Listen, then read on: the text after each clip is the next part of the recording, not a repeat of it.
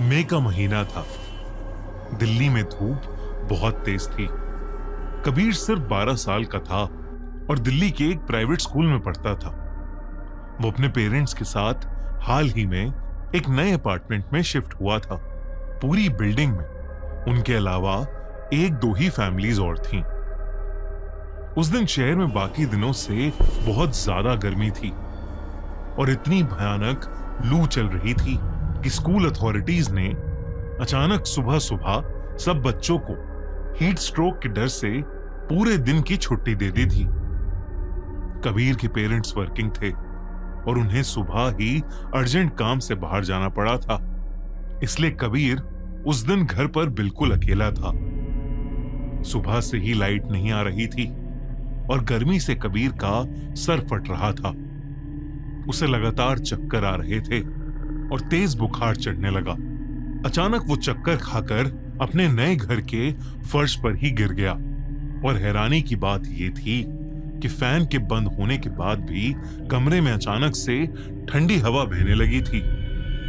कबीर ने सोचा कि शायद बुखार की वजह से उसे ठंड लग रही है। उसकी आंखें धीरे धीरे बंद हो रही थीं और तभी उसकी धुंधली नजर उसके घर के अंधेरे कॉरिडोर पर पड़ी। उसे फर्श पर खून में सने पैरों के निशान दिख रहे थे। घर की दीवारों से अजीब सी डरावनी रोने और चिल्लाने की आवाजें आने लगीं। कबीर की सांसें अब भारी हो रही थीं और वो आवाजें उसके कानों में गूंज रही थीं और उसकी नजरें कॉरिडोर के उस कोने पर टिकी थीं जहां उसे अब एक काला साया दिख रहा था। तभी अचानक कॉरिडोर के अंधेरे कोने से उसी की उम्र का एक बच्चा बाहर चल के आने लगा। कबीर तेज कांपने लगा और कर्राने लगा। उस बच्चे का चलने का तरीका बेहद अजीब था, मानो उसकी शरीर की हड्डियां टूट चुकी थीं, जो चलते वक्त अजीब सी आवाज कर रही थीं। उसके पैर जमीन पर पूरी तरह नहीं टिक रहे थे। हर बढ़ते कदम के साथ वो बच्चा गुर्रा रहा था। जैसे ही वो बच्चा लिविंग रूम की रोशनी में आया, कबीर की रूह कांप गई। वो बच्चा कोई आम इंसान नहीं था। उसका चेहरा नीला पड़ चुका था, मानो उसका खून जम गया हो और उसकी आंखें बाहर की तरफ आ गई थीं। उसका पूरा शरीर सड़ चुका था और उसके गले के पास भयानक नीले और काले निशान थे। वो बच्चा कबीर के पास आया और उसने अपना बर्फ से भी ज्यादा ठंडा हाथ कबीर के माथे पर रख दिया।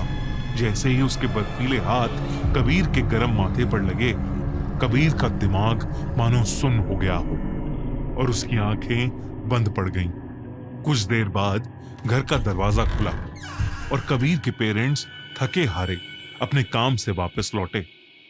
उन्हें घर में घुसते ही एक बहुत ही गंदी महक आई, मानो घर में कोई मरा हुआ जानवर सड़ रहा हो। घर अंदर से बर्फीला था, इतना ठंडा कि उनके मुंह से हल्की हल्की भाप निकलने लगी और घर की सारी लाइट्स बंद थीं। उन्होंने कबीर को आवाज लगाई, पर सामने से कोई जवाब नहीं आया। वो कबीर को ढूंढने लगे। तभी कबीर की मम्मी ने मोबाइल की फ्लैशलाइट ऑन की और जैसे ही रोशनी लिविंग रूम के बीच में पड़ी, उनके मुंह से एक भयानक चीख निकली। कबीर लिविंग रूम के बीच में फर्श पर बैठा था। उसका मुंह झुका हुआ था, बाल बिखरे हुए। उसके बैठने का तरीका इंसानी नहीं था। उसके पैर और रीढ़ की हड्डी अजीब तरीके से मुड़ी हुई थी। अचानक उसने अपना चेहरा उठाया। उसकी आंखें फ्लैशलाइट की रोशनी में भी बिल्कुल काली दिख रही थीं और चेहरा बिल्कुल नीला पड़ चुका था। वो अपने शरीर को अजीब तरीके से झटके दे रहा था और उसके मुंह से किसी जानवर के गुर्राने जैसी आवाज निकल रही थी।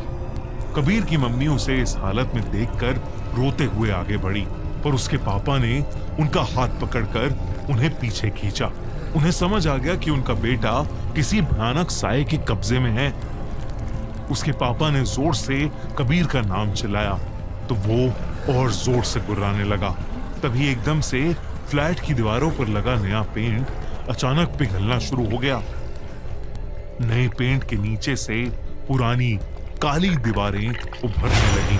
कबीर फर्श से उठा और अपनी मम्मी की तरफ देखता हुआ सीधा भागकर दीवार में जाकर गिर गया। उसका सर दीवार पर इतनी जोर से लगा कि वो बेहोश होकर नीचे गिर गया।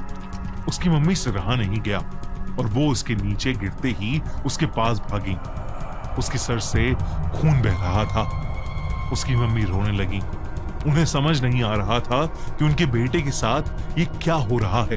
तभी कबीर की आंखें खुली और उसने बगल में बैठी अपनी मम्मी के बाल पकड़कर इतनी जोर से खींचे कि उनका बालों का एक गुच्छा सर से अलग होकर कबीर के हाथ में आ गया। उसकी मम्मी चीखती हुई उससे दूर भागी।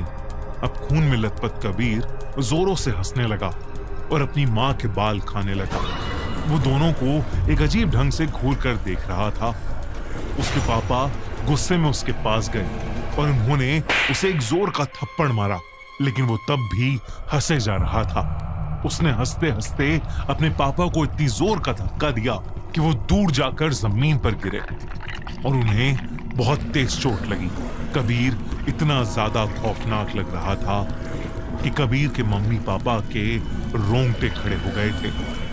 कुछ देर तक वो डर के मारे वहीं खड़े रहे। दोनों की आंखों से आंसू रुक नहीं रहे थे। उसके मम्मी पापा ने भगवान का नाम लिया तो कबीर उन्हें गंदी गंदी गालियां देने लगा। उसने पास में रखा अपना क्रिकेट का बैट उठाया और गुस्से में उनकी तरफ आने लगा। कबीर के पापा ने देरी ना करते हुए उसकी मम्मी को मदद के लिए घर से बाहर भेज दिया। कुछ देर बाद जब वो अपने बड़े भाई और एक पंडित के साथ वापस लौटी तो उनके होश उड़ गए।